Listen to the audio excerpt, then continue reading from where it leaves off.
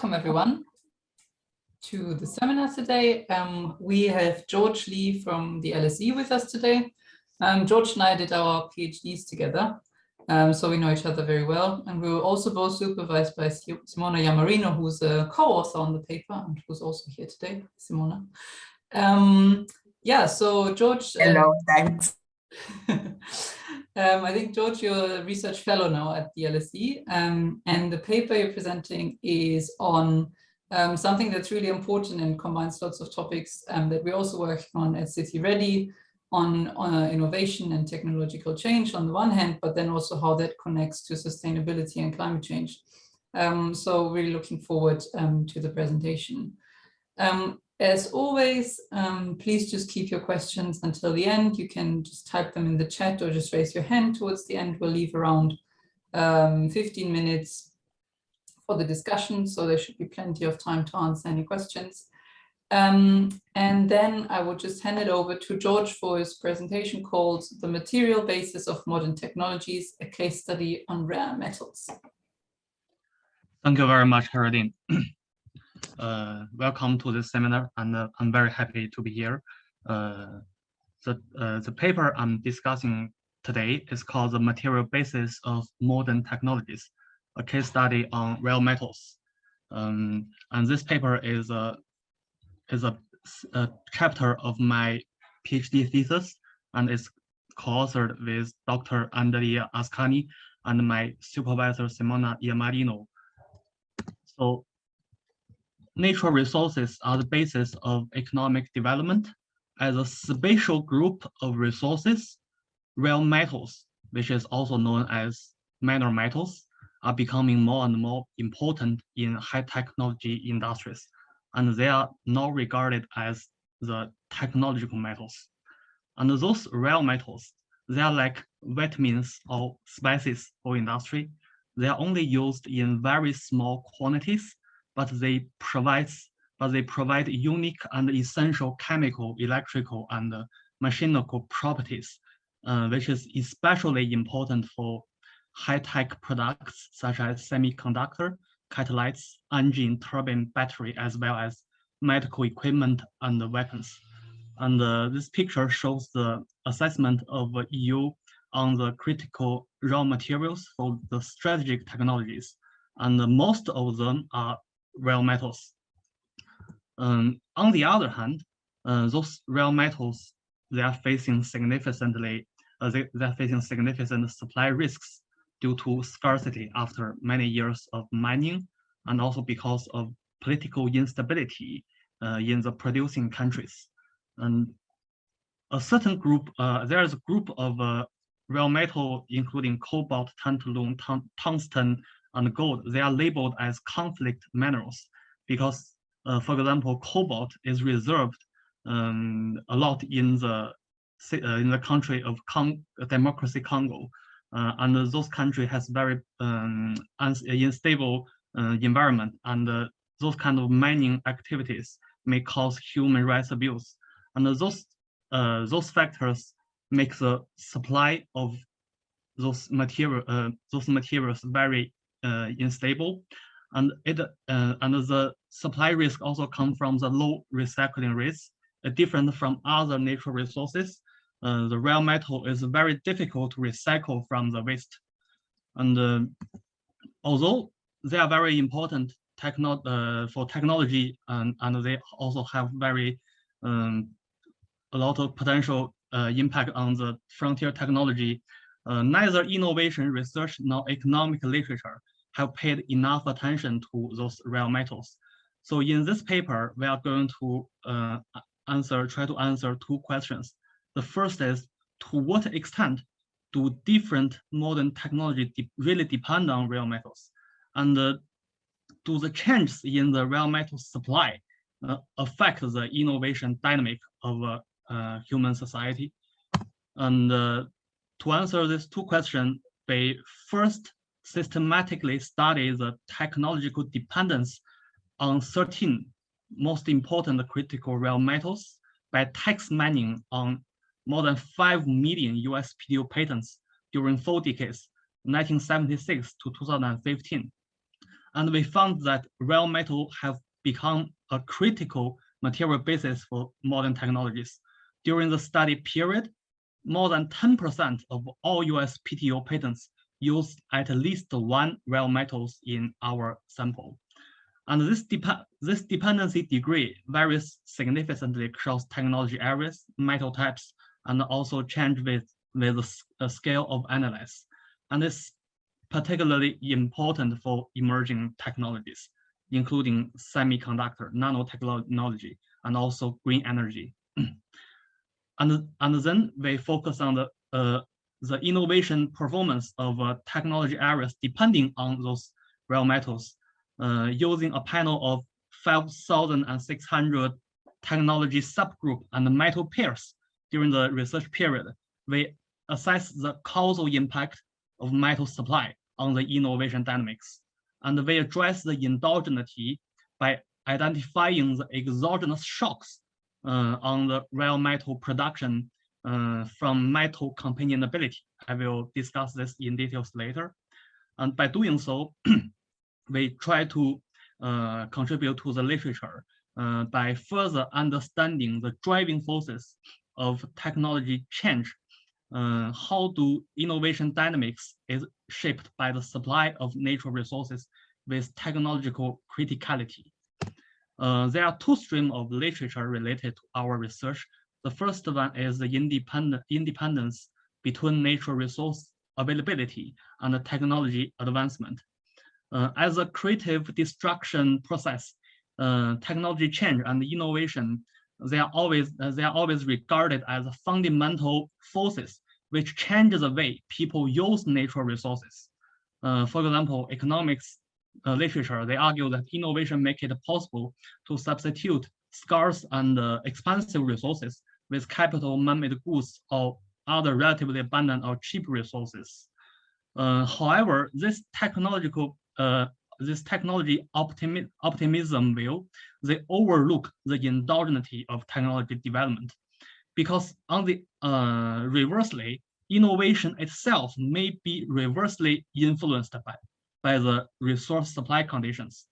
To study this question, the induced innovation hypothesis argue that innovation is influenced by the social and economic situations, input price market structure and policy. They may also determine the allocation of R&D resources and the technology development, the response to resource supply. The empirical studies have found some support to this argument. For example, the land supply, when the land supply changes, it will influence the rates of agricultural technologies. For example, the innovation on new fertilizer, and the supply change of conventional energy will also change the rate of green energy technologies.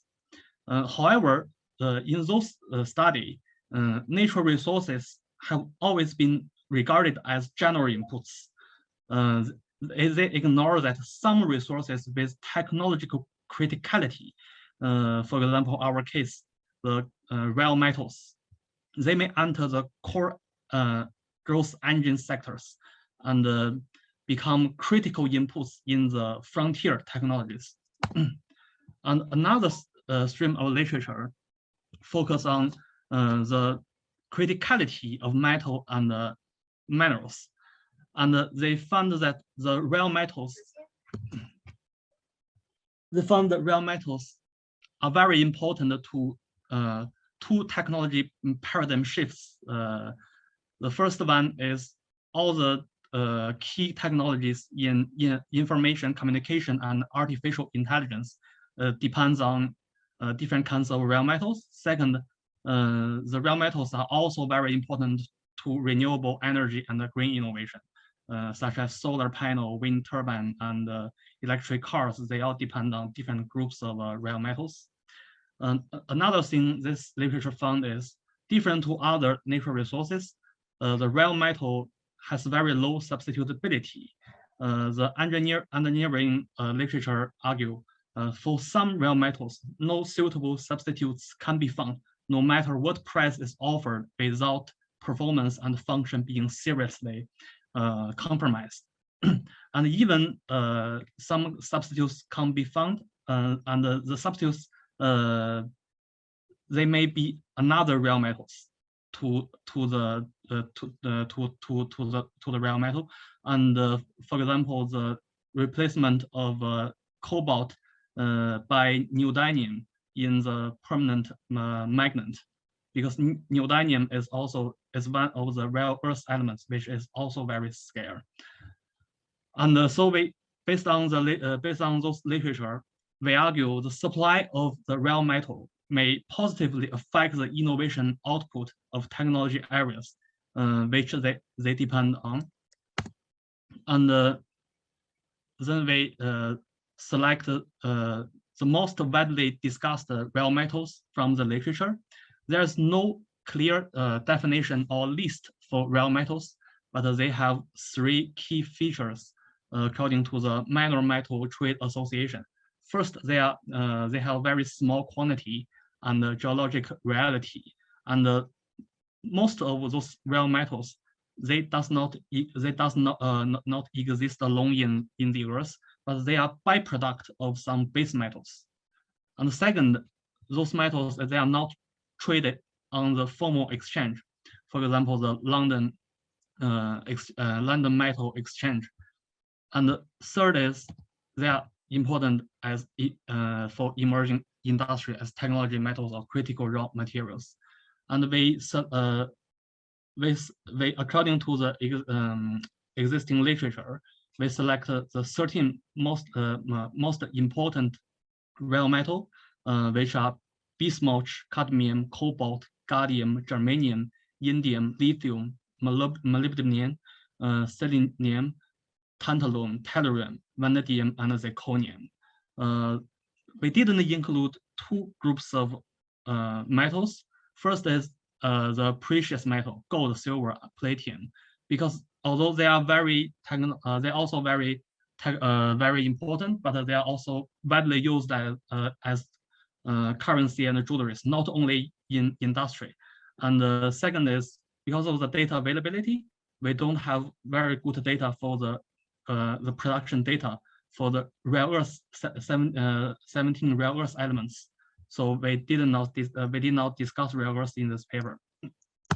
So here is a production of 13 selected rare metals during the research period, and we can see most of them show upward trend, but they have different fluctuation. For example, selenium and gallium, germanium, they have very big fluctuation.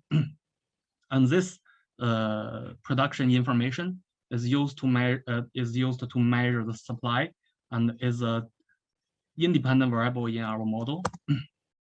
And next, we use the patent detailed description text to identify the rare metal-based technologies. This text is technological information about the function application of the invention, and it also tells us the materials of invention used to achieve its function. And we use the text mining methods to identify the technology dependence by each patent. And this text mining method has been used by many related studies to identify specific characteristics of technology. And so in this paper, we focus on technologies depend on rare metals. So we exclude 2 groups of patents. One is metallurgy, one is mining. Those 2 kinds of technology, they are related with the mining, production, or recycling of rare metals. And our final sample for the analysis include 5 million patents. And we assume if a patent mentions the rare metal keywords, the innovation is resulting from the property of that specific rare metal materials. And this patent is rare metal based. And after text mining, we found more than 10% of those patents mentioned at least one of our 13 rare metal keywords in the detailed description text. And this picture shows the general trends of technology dependence on rare metals. The blue line shows the absolute number of patents with at least one rare metal. And the red one shows the percents of patents with at least one rare metal over the total patent each year. So we can see they both show an upward trend. For example, the percent during the 4 decades, it increased from lower than 10% to 15%. That means more and more patents are using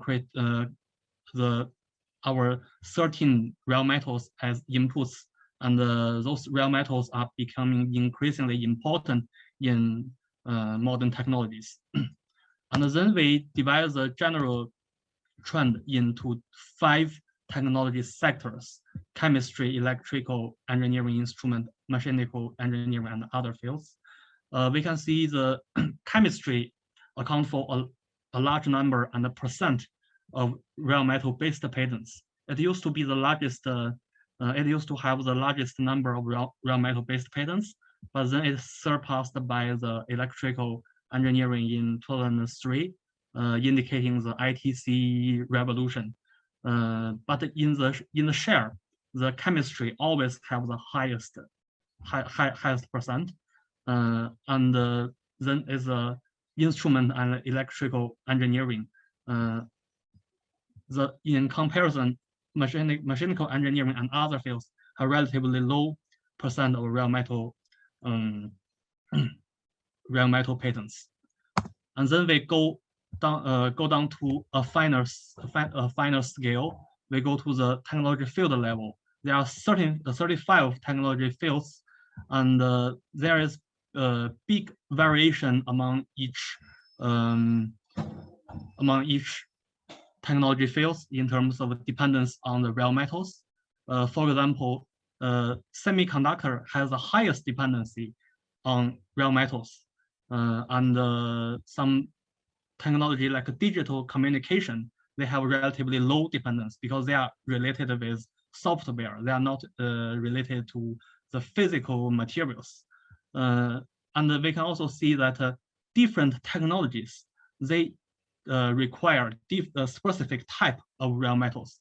For example, semiconductor, they depend on gallium, germanium, and indium. While for full technologies like batteries, they depend a lot on lithium and cobalt. And this shows the matching between specialized technology with specific rare metals. Next step, we focus on the causal relationship between the rare metal supply on the rare metal based technology areas. We assess this causality by a data set of technology subgroup and the rare metal pairs. Why do I use the subgroup level? There are 4 levels of technology in the patent classification system, and the first level is section, and the finest one is subgroup. Because in the finest level, we can identify the most specialized technology and their specific need for certain type of rare metals. And we define the rare metal based technology areas as all subgroup with more than 10% of patents using rare metal J during the research period. And we exclude some very small subgroups with less than 100 patents during 4 decades. And our final sample consists of 5,600 subgroup and metal pairs. This is their distribution among technology fields and in different metals. We can see chemistry and electrical engineering, they have a large number of pairs, and also different metal have different number of pairs. Lithium, cobalt, and indium, they have many pairs, but selenium, bismuth, and tellurium, they have relatively lower pairs. And then here is our model. The model is set by referring to the induced innovation study, such as the AER paper of Pope 2002. We try to explain the patent output by the corresponding real metal production, as well as other control variables. And all the dependent variable is lagged by 1 year to control endogeneity. Our dependent variable is the share of patent of each subgroup I, if this subgroup I depends on real metal J, in the total patent number of total USPTO patent number. And this dependent variable is standardized using this score standardization. And our variable of interest is the real metal production, is the production of real metal J in year T in terms of a relative in terms of ratio relative to the initial level in 1975, because different metals, they are used in different quantities. We take the relative term to compare across, to do the comparison across metal. And we also, besides the production of real metal, there are also other important factors influencing the innovation and invention. The first one is knowledge stock, because innovation is a path dependence activity. The new technology depends on the knowledge already existed in this technology field. So we refer to the research of Pope and Kin to measure the knowledge stock of each technology subgroups. And the second one is the innovation of a certain technology not only depends on its own technology stock, but also related to other some closely related technologies. So we use technology in the same group, but not in the same subgroup to control the related technology. And this related technology may have spillover effect to the patent number of subgroup in I. And we also control the R&D demand in other subgroups, because the each real metal may be demanded by not only one subgroup, but also by other subgroups. We control the number of patents using the same real metal J besides the technology I to control this competition effect. And we also control the real metal dependency intensity for each technology I. And this model will be influenced by endogeneity.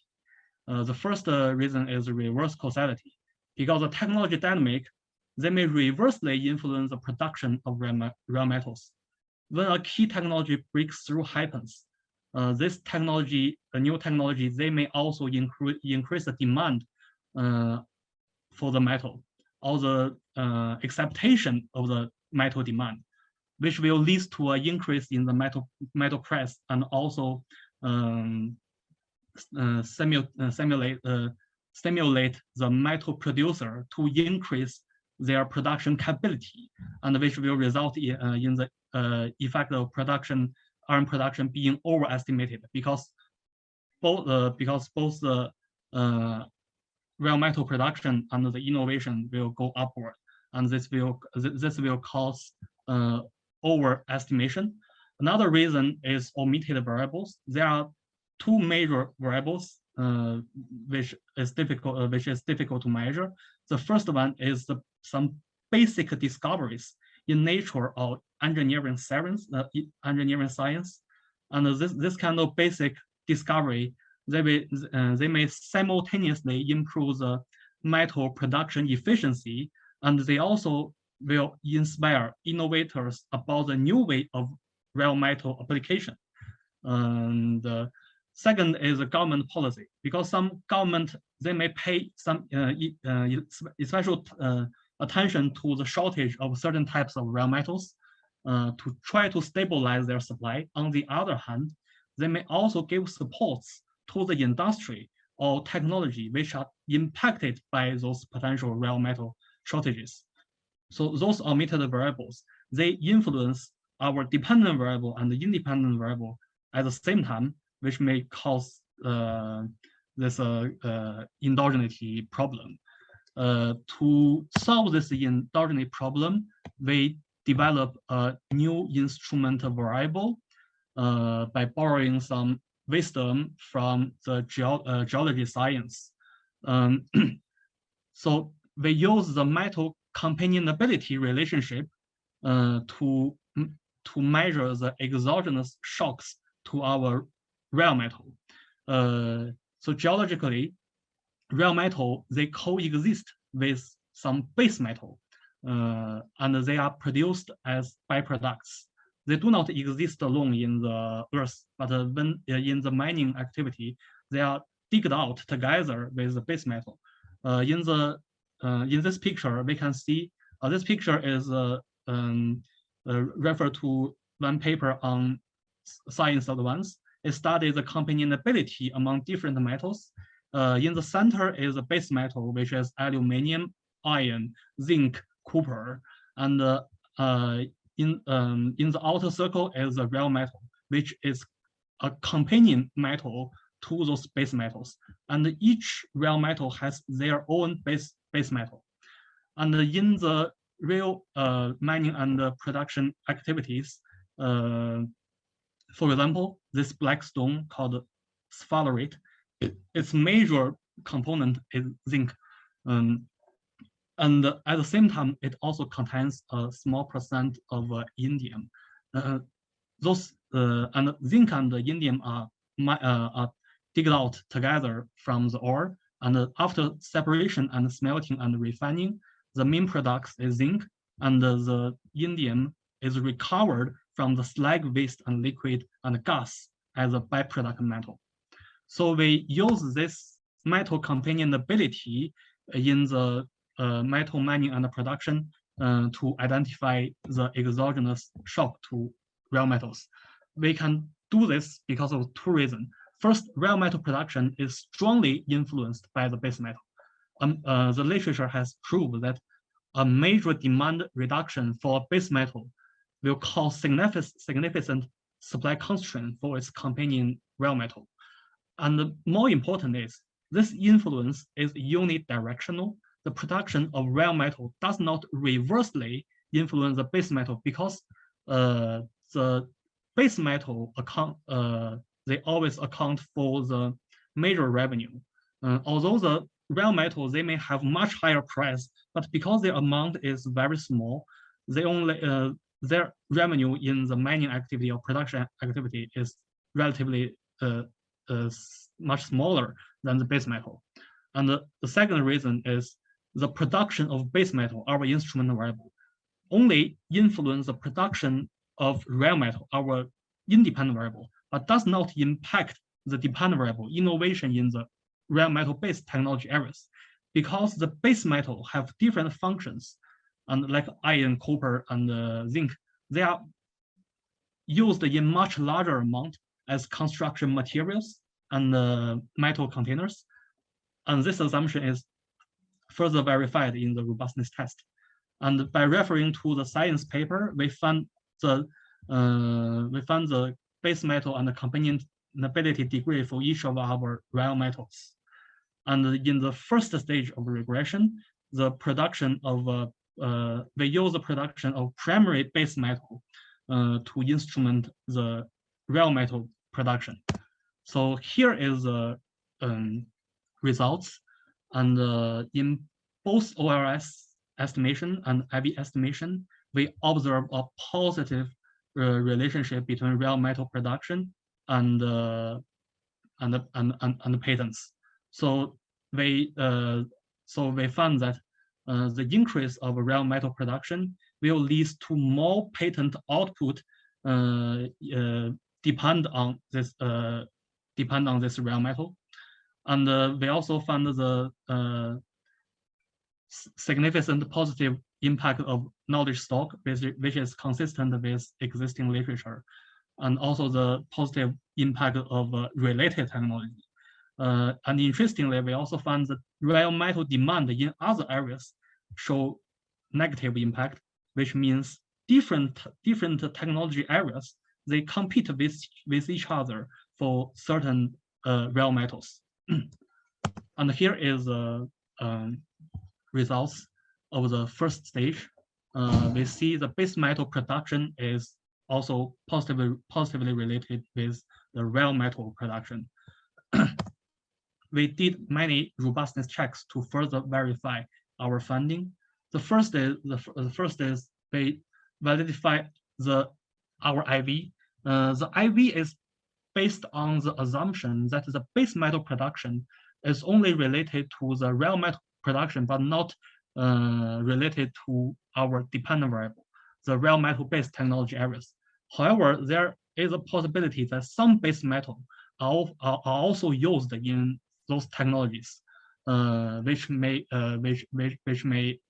invalidate our IV and cause biased estimation. So what we did is we use the same text mining methods to identify the name of the base metal in the patent description text, and we exclude all patents which mentioned both the rare metal patents and rare metal and the base metal base metal names. In this way, we exclude the possibility that the base metal production is also related with the dependent variable. And we further verify our instrument, and the results are still consistent.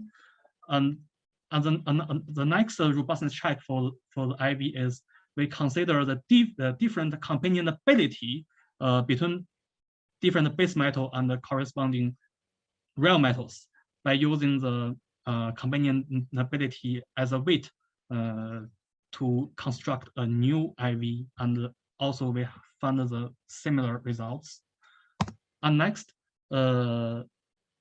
because we define the threshold for the rare metal technology as technologies who has more than 10% of patents depend on certain types of IV, and we know this that this definition is a little bit rough. So what we did is we changed the threshold into 20, 30, 40, 50%, and we got consistent results. That means no matter how we define rare metal-based technology areas, we always have the consistent results that rare metal production increase the patent number in the technology areas depending on this rare metal. And next, our base model are based on the 5th digit, the finest technology grouping level. So we change the technology grouping into 4th digit group level and the 3rd digit subclass level. And the results shows our finding are still consistent no matter how we change the analyze level. So in this paper we found 2 major findings. First is more and more patents, especially those patents in emerging technologies, they employ rare metal as critical components, and the rare metals are becoming increasingly important in modern technology. And second is rare metal supply have a positive causal impact on innovation rates. Reality and the supply risks of rare metal, they may become a potential constraint for the development of frontier technologies, just depending on rare metals. And based on this finding, we argue that the case of rare metal encourage scholars and policymakers to pay more attention to the entire system and value chain within which innovation happens. Because the policymakers, they want to foster innovation. They always emphasize on, for example, the local innovation system, the university, the scholars. But our paper try to argue that innovation has a very long value chain, and even in the beginning of the value chain, the supply of some natural resources may be also an important factor related to innovation. And we also know that our paper has some limitations because this is the first paper this is our first paper on this topic, and there are two major limitations. First is this paper only focuses on certain rare metals. Actually, there are other types of rare metals are also important, such as rare earths. In the future, if we have better data, we will also include them into the discussion. And second, this paper is at the global level. However, the availability of rare metal materials vary with geographies, which is also influenced by different factors such as geological mineral distribution, national policy, trade agreements, and political geopolitical events. And we are not doing a new paper in this direction. We are doing we are studying how the availability of critical rare metals at the national level influence the green energy transition across 35 OECD countries, because wind turbine, solar panel, and electric cars, they all depend on certain types of rare metals. And this is a new research co-authored by me and Simona on this topic. And we are also planning to do some research on this topic using the macro level studies. For example,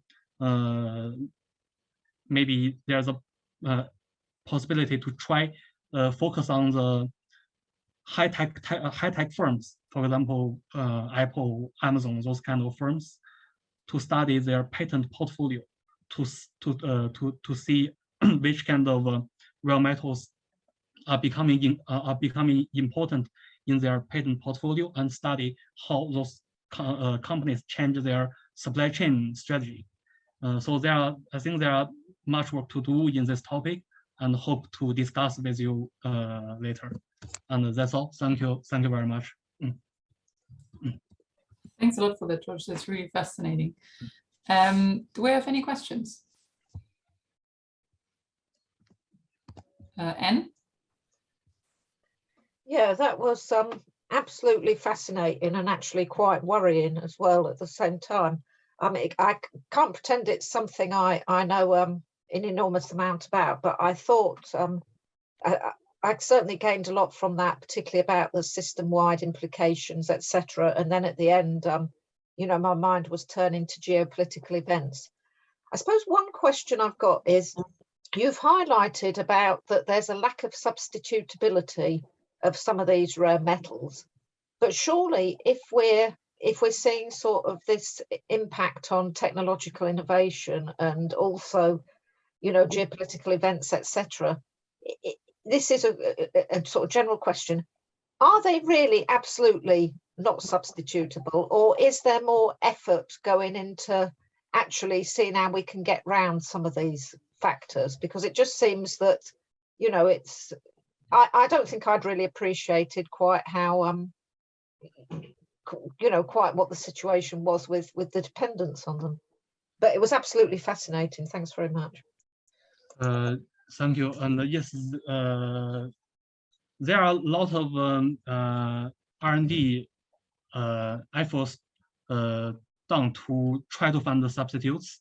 But I read some reports saying the substitutes is very difficult to find, and it may need a very long research cycle. For example, the cobalt and the lithium battery is the most widely used battery, but because of the lithium and the cobalt, they face some supply risks. Some scientists are trying to use sodium or other base metal to replace them. But this kind of research, they need a very long time of studies to do the substitution, and this may not happen in the short term. And in this research, we are focusing on 1 year timeline, the supply dynamics in the last year. How do the supply change influence the innovation dynamics in the next year? So we are not really focusing on the long-term story, but yes, if we consider about the positive substitution, this is also a very important aspect that we need to study. Okay, thank you very much. Thank you. And then Julianne has her hand up.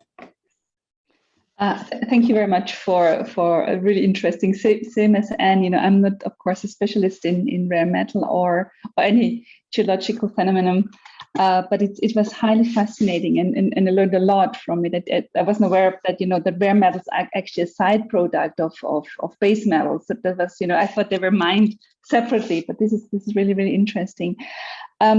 A lot of thoughts came into my mind when I listened to you, but one of them about the relationship between rare metal and innovation. So basically, they are drivers or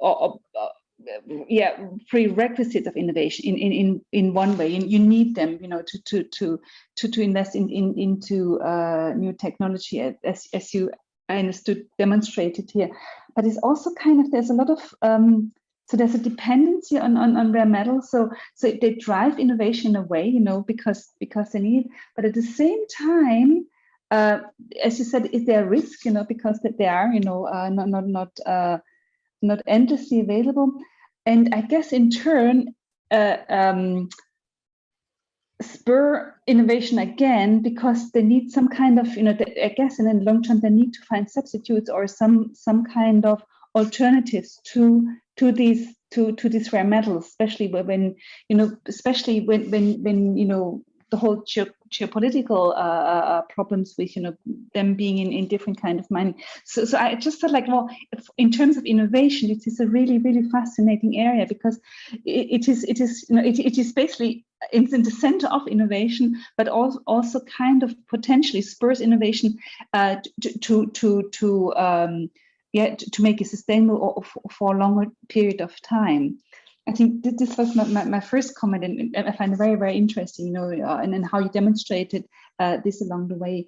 The other, two more comments. Sorry, I see nobody has the other hand up.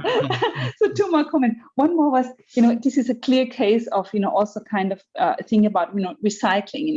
Not throwing, not we throw our mobile phones away, and all the metals are in there, this is so important, and this is such a strong case for it, guys, if you think, the worries I heard, a little bit from Anne, what we see in Ukraine at the moment on food production. This is if you think about Siberia, you have like Russia and China very close together, or if you think about the pole, where obviously there seems to be a lot of metal in there, there might be the next wars happening. So it would be great to really think it in this dimension. And what was my third point? My third point was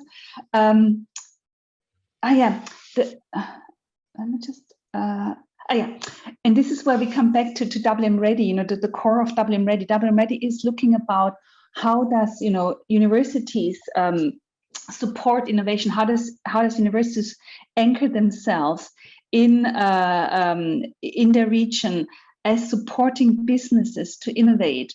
And I know we have at least one center at Birmingham where where basically they support SMEs in kind of recycling and also kind of also looking for raw metal. How can they reuse them or make it more sustainable for future? So there's a clear niche for universities for the research we do at universities, in all the domains to support businesses, and this is kind of where we are, where's our core remit for WM-REDI, where we're really looking at this kind of work which is done, and I know it is done. I know it's done in most universities, but we have a couple. We have at least one center at the university doing that. So this is kind of, and again, of course, it's very important for future technology, for green technologies as well.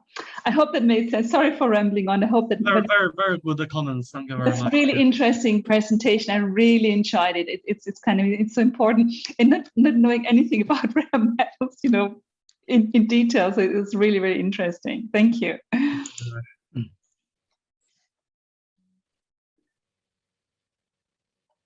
And did you want to respond to that, or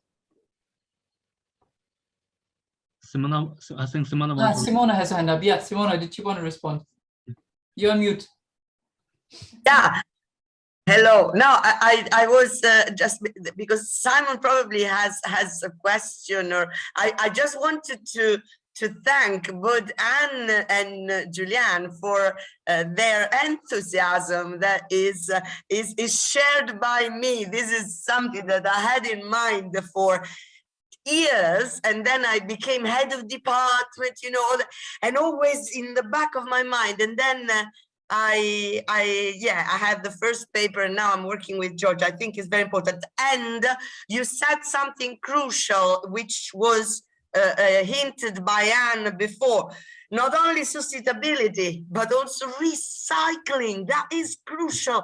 It is, and maybe we need innovation also. Actually, we need innovation for sure on how to recycle properly more and more of these materials.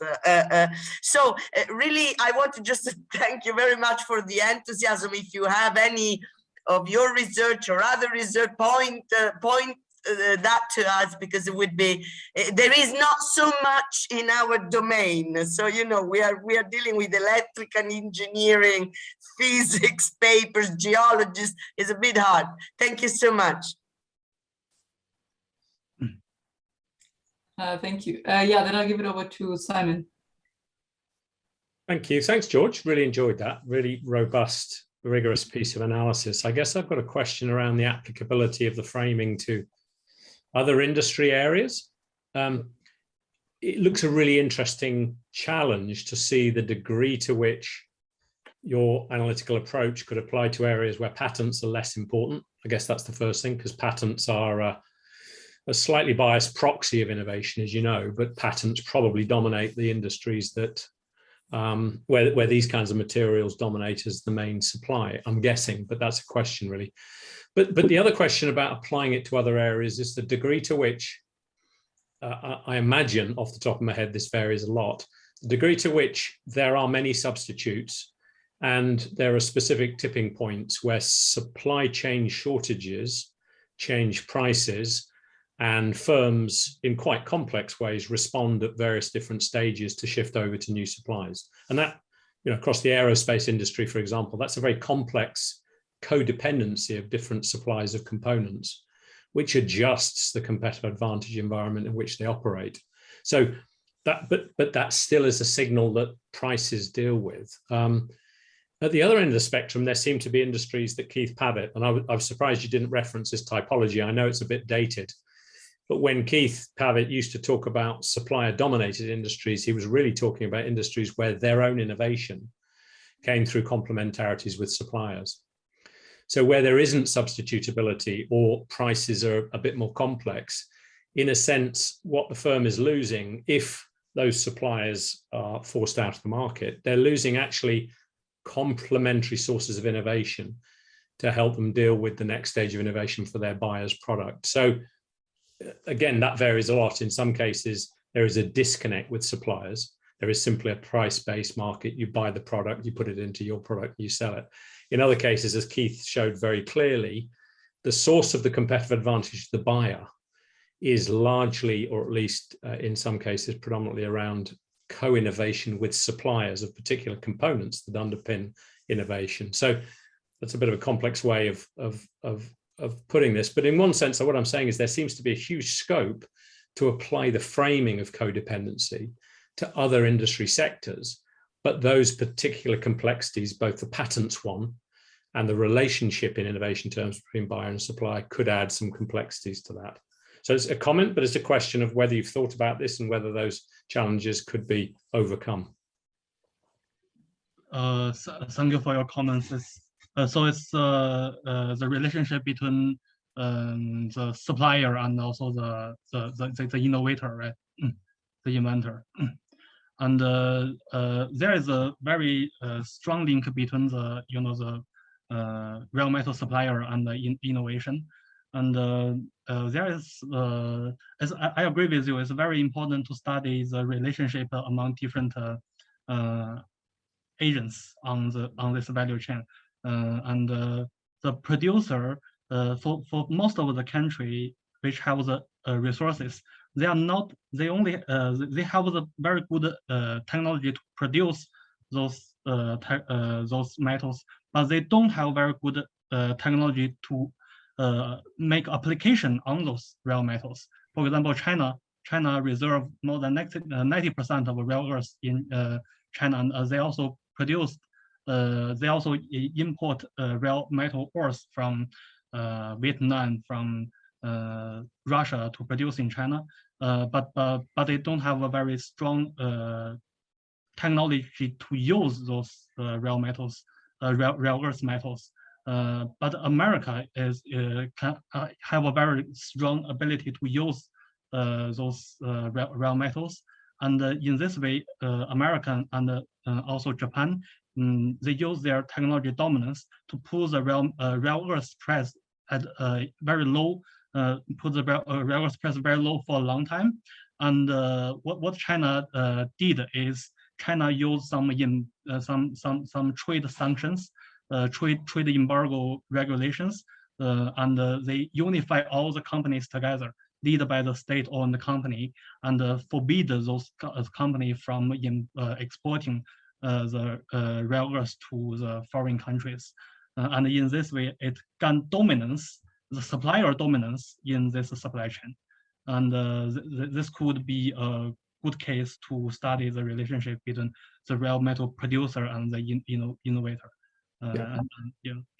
That's a really good insight, in the sense that you've got a third component here, which is government intervening in markets to create, well, in some cases adjust against market imperfections, but in some cases to bias the markets towards their own producers. And that adds another component in the attempt, I guess, in this case, to move them higher up the value chain of innovation, so they add more value beyond just producing components.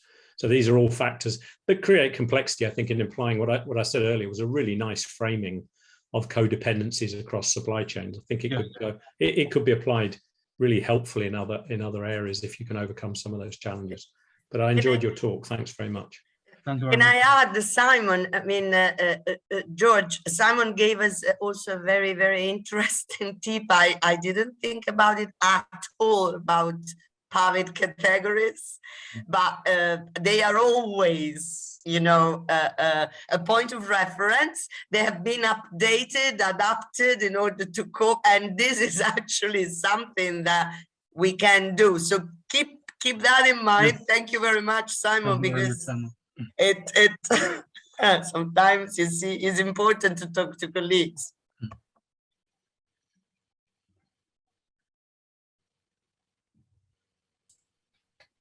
Are there any other questions, comments?